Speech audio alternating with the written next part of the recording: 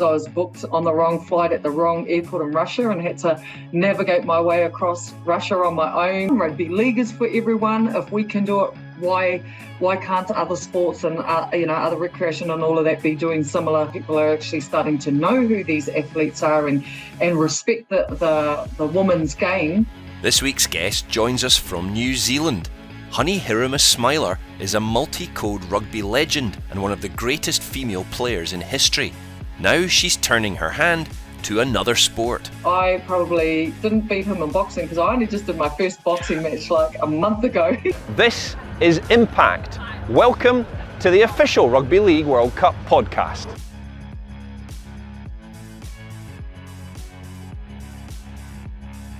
Honey, welcome to the podcast. And joining us from more than 10,000 miles away, which is amazing. It is World Cup year. It's not far away now. How excited are you about what's coming up in the next couple of months? Yeah, I'm really excited, actually. I think like the delay in the tournament with everything that was going on has just really built up even more excitement. And I feel like even just, teams and players are probably in a better position now in terms of their preparation and getting into it. So, I can't wait. World Cup is always like, your pinnacle of your sports, and I think this year coming up is just going to be massive. Do you get that buzz in New Zealand that people are really looking forward to, especially after the year's delay? Yeah, I think so. And I think the Kiwis and the Kiwi Ferns, they just had an international about a month ago, and it really sort of, I suppose, brought the energy and the excitement back for international rugby league. And knowing that this is a World Cup year, obviously we played a double header against Tonga, packed stadium, record stadium, people that came along to the women's game. And so you can see although there hasn't been a lot of international games happening, that there's still that real massive fan base there and that excitement for rugby league. And so I think, what way to better introduce it than to bring in a World Cup year? And is there a lot of confidence in New Zealand about the team's chances? Look, I think there's a lot of nerves, and but obviously stacked on top of that is a lot of confidence as well. And I say that, I suppose, I think that we're going to probably see at this World Cup a lot of unexpected, teams that maybe haven't sort of sat around those top teams will probably really start to push some of those teams. I'm just really excited to see some of the new countries being involved too. And so that's that real unexpected. You're not too sure what you're going to get. And that's across all three, the men's, the women's and the wheelchair.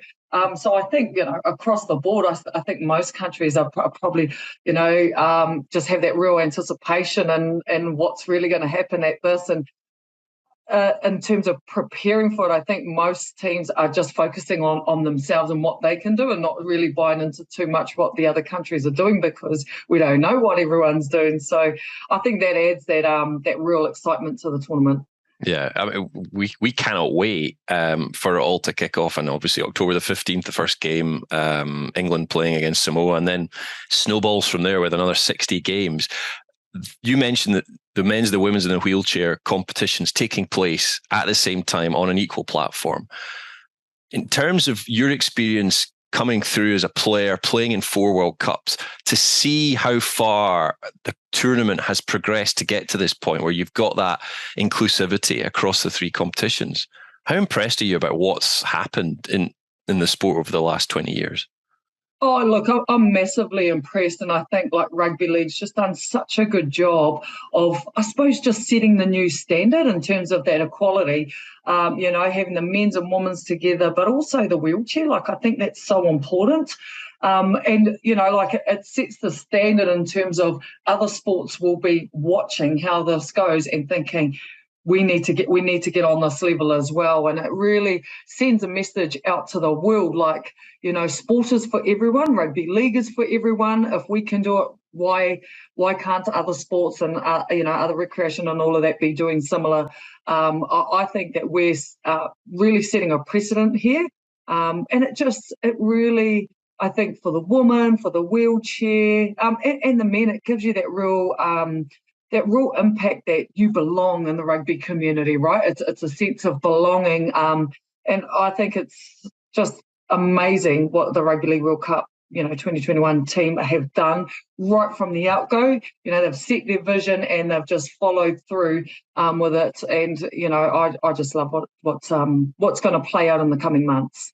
You do a lot of work day to day with what's known as the Hallberg Trust, and that has a lot to do with getting people with physical disabilities involved with sport. Can you tell us a bit about that? Yeah, so I work in the space, predominantly more grassroots, so looking at working with disabled athletes and connecting them with sport, recreation, whatever it is that they choose to do in terms of getting active. And so, this is this tournament, what Rugby League World Cup is doing, sets a pathway, because now you're going to get a 5-year-old sitting in front of the TV watching the wheelchair rugby, watching the festivals of rugby leagues. You've got the physical disability teams joining that as well, that tournament.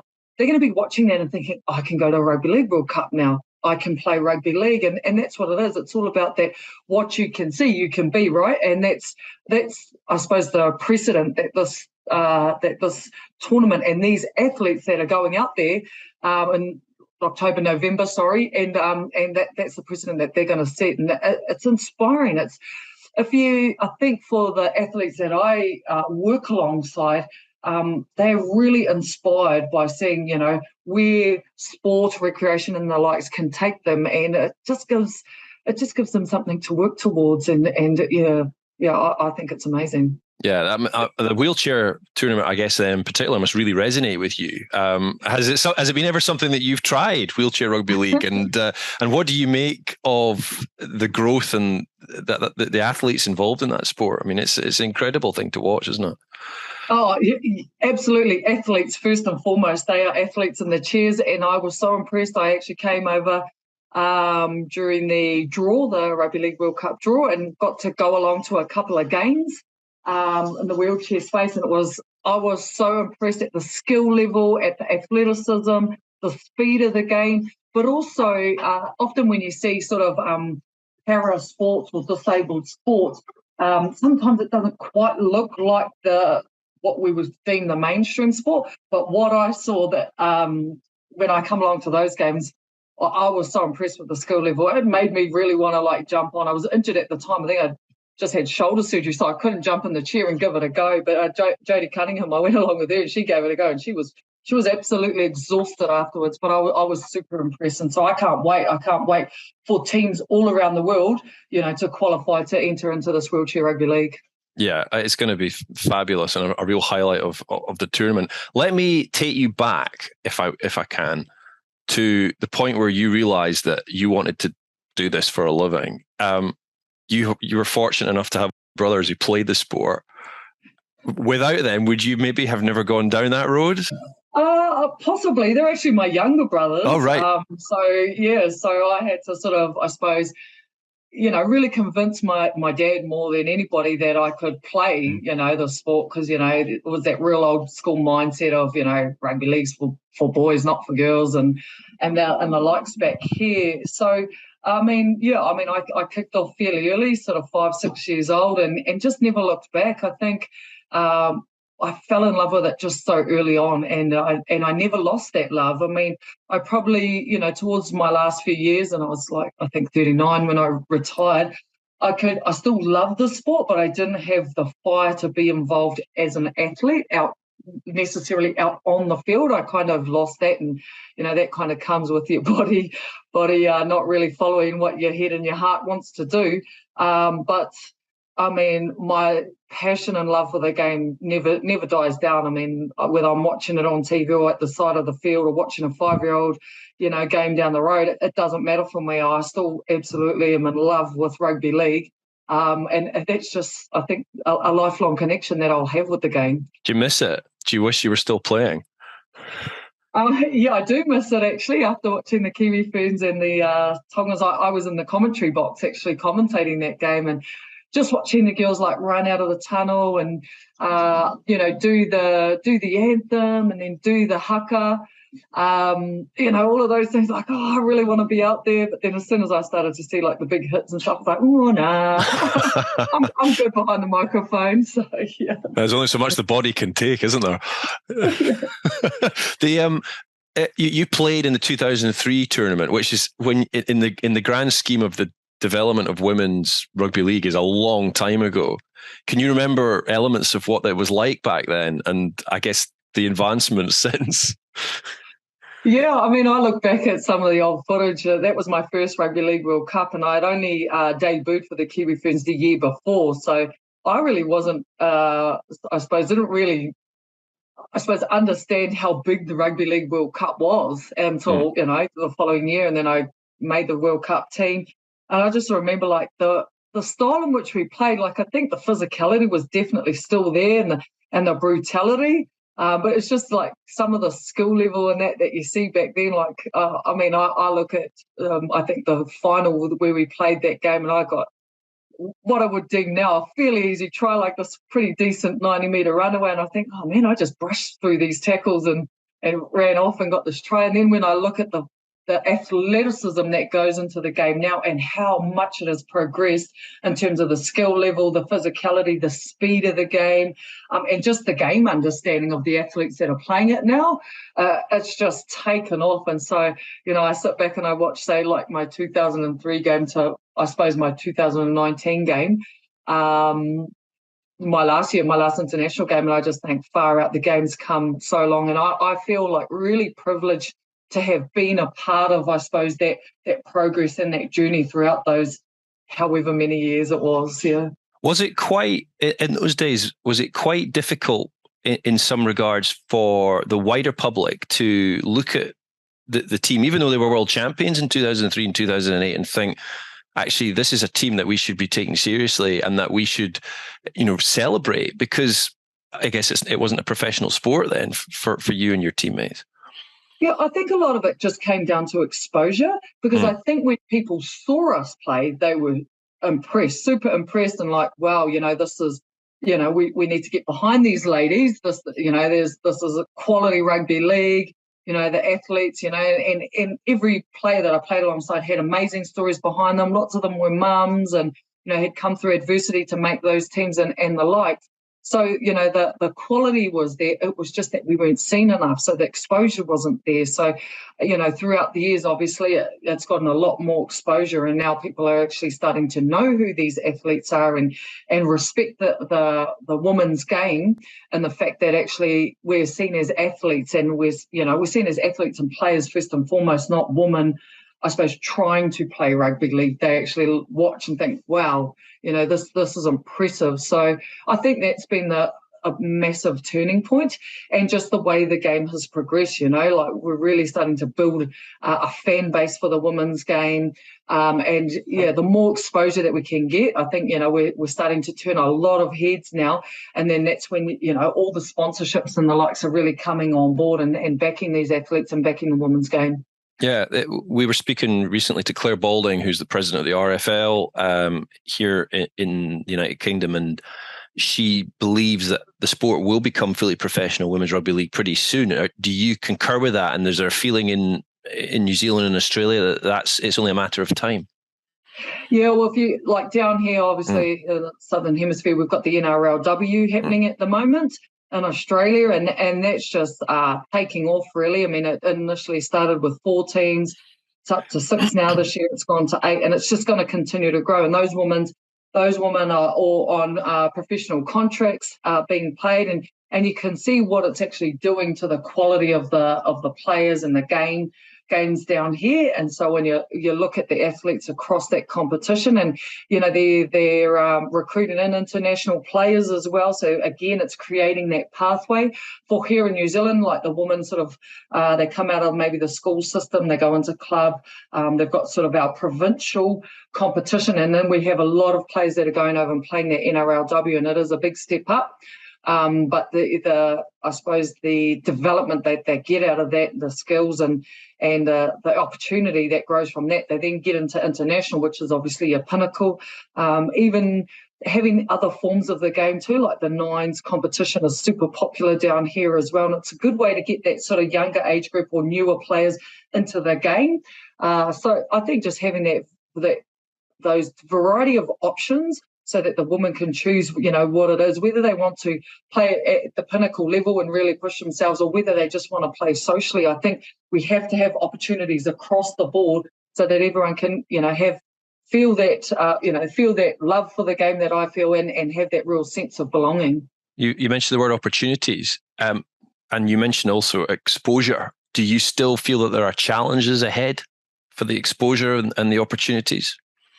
Yeah, absolutely. I think across the board there's challenges with female sport, and especially in rugby league. And so I think, that we've just got to keep pushing through. And so something like the Rugby League World Cup, again, just it will raise the profile of the women's game. There's going to be some massive games in there. Obviously, England's really some of the international games that they've been playing lately has been amazing. The England women's.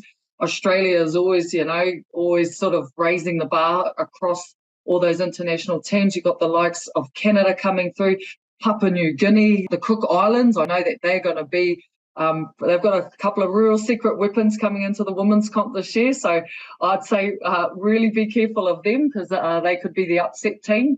And obviously the Kiwi Ferns, I know that they're grinding really hard down here in New Zealand and doing everything possible to try and come back and take that World Cup back. So I think the level of competition is going to be impressive. It's going to be intense, and that again will really lift the women's game, which will open up those opportunities and hopefully reduce some of those barriers that we have in terms of the women's game and taking it to that next level.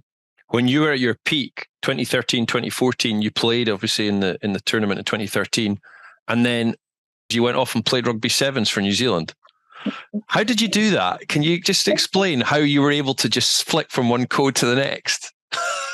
Yeah, I kind of have no idea. It was actually the other way around. So I did the Rugby World Cup sevens first in Russia, and then flew over to England and did the Rugby League World Cup. And when I think back now, I think, man, I was a bit of a crazy person, committing to things like that. But yeah, again, it was opportunity. I suppose I was contracted to the sevens, but I had sort of, ensured that I had a clause in there that, rugby league was still number one and I was going to Rugby League World Cup regardless of what that contract said. So I was lucky that the sevens was first, I suppose.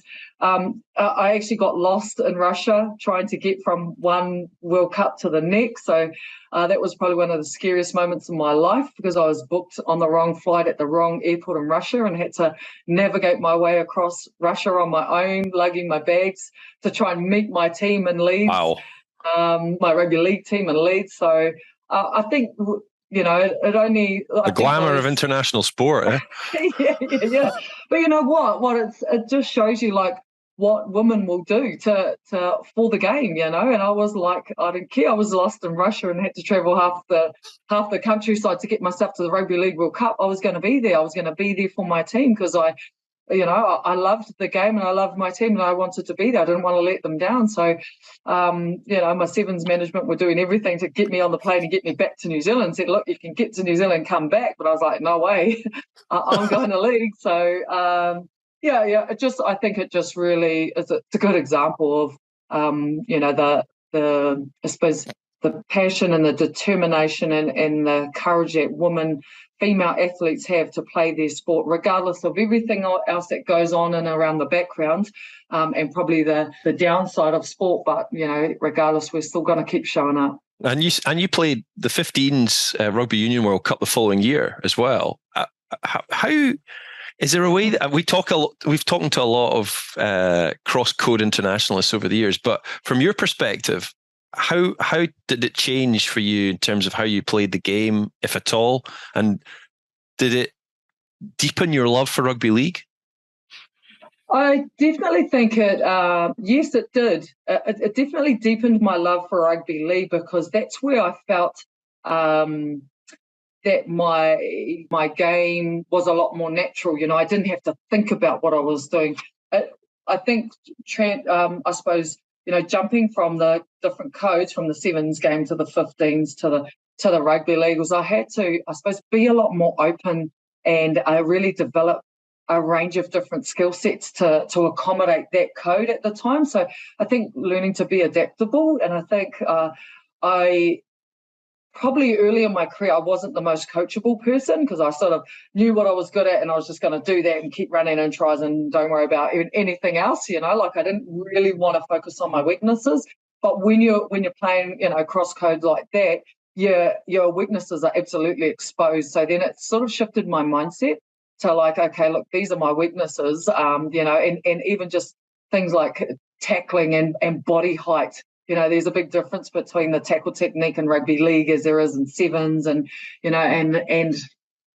just different things like that. So it was just being able to be adaptable, but more importantly, being coachable, really opening my mind to tuning in onto those finer skills and those 1%ers that I needed to be a better athlete for my team in that code. And that was probably one thing that I suppose was quite determined to. I always went in, I didn't care if I'd been playing, rugby league for 10 years or rugby sevens for however many years. I always went in thinking I've got so much to learn and I want to take it all in. I never settled for, okay, this is how I'm going to play the game and that's how I'm just going to do my career. I was always trying to evolve with the game, and I had to really, because like I've mentioned before, when I look at my, say, 2003 World Cup, and I look at that footage and I look at my 2013 World Cup, 10 years later, and the way I was playing the game had just evolved so much. Was like, I think without having that, that real drive, I suppose, to keep learning throughout my sport, I wouldn't have changed, and I probably would have had the longevity that I did in the sport. With all those code changes, you were compared at the time to your male counterpart, Sonny Bill Williams, but you've got a better try resume. Have you ever reminded him of that? No, I haven't actually. I haven't. What I do remind him is actually I'm a little bit older than him, right? So I always say, I was doing it first. So I always say, actually, I was in rugby league first. I was in the Kiwis before he was in the I was in the Kiwi Ferns before he was in the Kiwis. I went to the Black Ferns before he went to the All Blacks. I then went to the Sevens before he went to the Sevens. So I think, okay, I kind of did it first. So maybe he was following me. I'm not too sure. That's up for debate. But I mean, I've always thought Sonny has been a massive, massive inspiration to me. Just the way he carries himself, his skill level. Everyone here in New Zealand's trying the offload once they see the Sonny Bill offload and the likes. But it's not also just what he does off the field. Seeing his growth as an athlete and as a man, both on and off the field, has been really impressive for me. And even that whole drive to want to keep learning, to want to be better, his work ethic. I read his book recently a few months ago and just thought, far out, like this guy is an inspiration. And I'm happy to be tagged Honey Bill, because this guy is a world-renowned athlete, and just massive respect to him and everything that he's achieved. Although I must say, I probably didn't beat him in boxing because I only just did my first boxing match like a month ago. So he definitely beat me in that one. How did you get on? Oh yeah, it was great. I loved it. I got the TKO, is it called? Yeah. So I was still very much learning. But I loved it. It's a very intense sport. Got massive respect for it. Yeah, I'm definitely considering taking it on. It's just another sporting career. Oh, goodness me. The way in which you resonate this passion and enthusiasm for sport is quite extraordinary. And the way you've been able to switch sports as well, I think many people will be hugely admirable of that. But in terms of this Rugby League World Cup and inspiring the next generation, is this the moment for this sport? Because you do wonder whether or not this is the chance with the three competitions together for it to absolutely break through and become a world sport. Is that a fair assessment? Because at times it's been seen in New Zealand, the All Blacks are king, aren't they? So how do you assess this tournament and the impact it can make to the wider population? Yeah, I think you nailed it there. I think it's going to be, I suppose, in terms of putting rugby league on the world map and the world stage, everybody's going to have eyes on this tournament, right? Everyone is going to be looking for what, I suppose, unfolds at this tournament. But also just, I think I've mentioned it a few times, I love that they've just been so bold in terms of, putting it out there right from day one, men's, women's and wheelchair all together, across all these different venues. I don't know how many hundreds of athletes are all coming for this one event, and it just makes it such, such a pinnacle event, because when you look back at Rugby League World Cups, this is going to be the first. This is going to be the first where we're all together, where we're really building that rugby league family, if you like, around the world.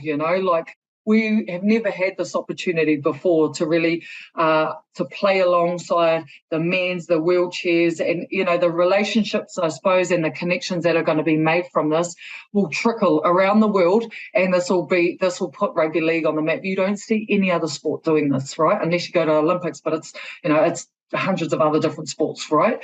This is everyone playing the game that we all love, which is rugby league, all together, all in one space, all fighting out for this World Rugby title, and I think World Rugby League title. But I think what's important is that in anybody's career, is across all sports, the World Cups are your absolute pinnacle. I've always thought that, and it's always been a privilege to either be in the team and obviously, to take home that Rugby League World Cup is huge. So, man, I'm excited. I'm not even playing, I'm excited. I feel like I'm this excited when I am playing versus even when I'm not.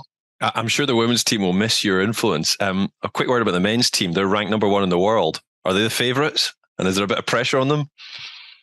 Look, I love what I saw from the men's team. Just a couple of weeks ago against Tonga. I think I'd back them to be the favourites, 100%. But yeah, I'm not doubting some of the other international teams as well. I love what we're doing here with the Kiwis and the Kiwi Ferns, and I think that I'd love to similar to 2008. Let's replicate that, where the men's and the women's Kiwi bring home the double. I'd love that. Well, wouldn't it be incredible if it was a double? What do you think that would do for the sport in New Zealand if that was the case? Oh, that would be huge for our sport. We're really rebuilding the sport. Obviously, COVID's had a massive impact, and you look across New Zealand at the moment, and it's really starting to rebuild itself in the women's game specifically. The growth of the game has been huge. At the moment, we're not sending a wheelchair team. We're sending a physical disability team that will play in the festivals, and even their progress has been impressive as well. So we're really looking forward to supporting them, and obviously our men's and women's, they're working really hard here. I can just sort of sitting in the background thinking, we're coming to get those World Cups back. Honey, it's been an absolute pleasure. Thank you for joining us on the podcast, and good luck to the New Zealand teams, of course, in the autumn, and we hope to see you in England for the tournament. No, thanks for having me. Yeah, can't wait.